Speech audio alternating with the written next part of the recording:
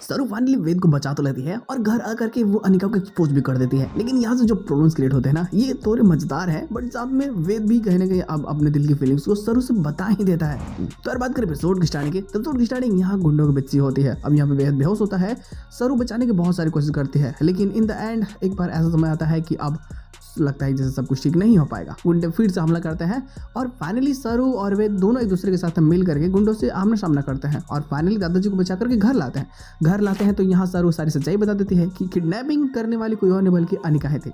अनिका को जब सच्चाई सबके सामने आता है तो घर से कुछ लोग चाहते हैं निकालना, बट दादी फैसला करती है कि नहीं, ये हम लोग निकालेंगे तो हमारी ही बदनामी होगी, इससे अच्छा हम एक काम करते हैं, 1 महीने के अंदर हम इसकी शादी करवा देते हैं, कहीं जहाँ मन तहाँ लड़का मिलेगा हम उसे करा देंगे।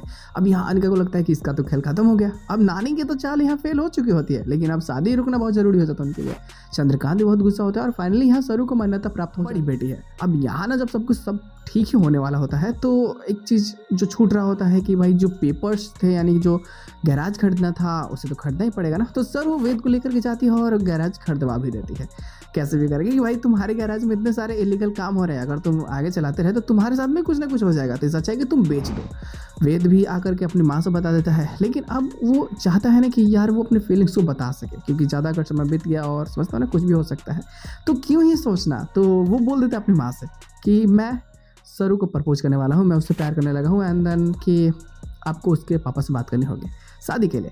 वो भी सोचते हैं कि चलो ठीक है यार, अब कर ही लेते हैं बात। लेकिन जैसे कि उनको तो डर आगे जा करके अनिका कुछ ना कुछ कर ही देगी, तो ये सारी चीज़ें आगे जा करके और ज़्यादा ही एपिसोड को इंटरेस्टिंग बना सकती है, शायद प्रॉब्लम्स भी क्रिएट कर दे, जो मज़ा तो आने वाली है। खैर देखो, इसके साथ में एपिसोड की एंडिंग करते जाते हैं, वेद प्रपोज करता है, मतलब न्यूज़पेपर के थ्रू कई सारे गिफ्ट देता है और शायद हो सकता है कि सरू भी ये प्रपोजल एक्सेप्ट कर ही ले। बट जैसे कि शादी की बातें हो चुकी हैं तो अनामिका हो सकता है कि ये शर्त रख सकती है कि शादी होगी तो वेद के साथ, नहीं तो वो किसी से नहीं करने वाली है। तो इसके लिए क्या नई चीज़ें निकल करके आएंगे, देखना काफ़ी बेहतरीन और काफ़ी मज़ेदार होने वाली है, तो बवाल क्रिएट होगा। खैर देखते लोग आने वाले प्लॉट में और क्या चीज़ हो सकती है। तो बस आज का एपिसोड बस इतना ही, हम लोग मिलते हैं बहुत जल्द किसी नए वीडियो के साथ में, तब तक के लिए बाय।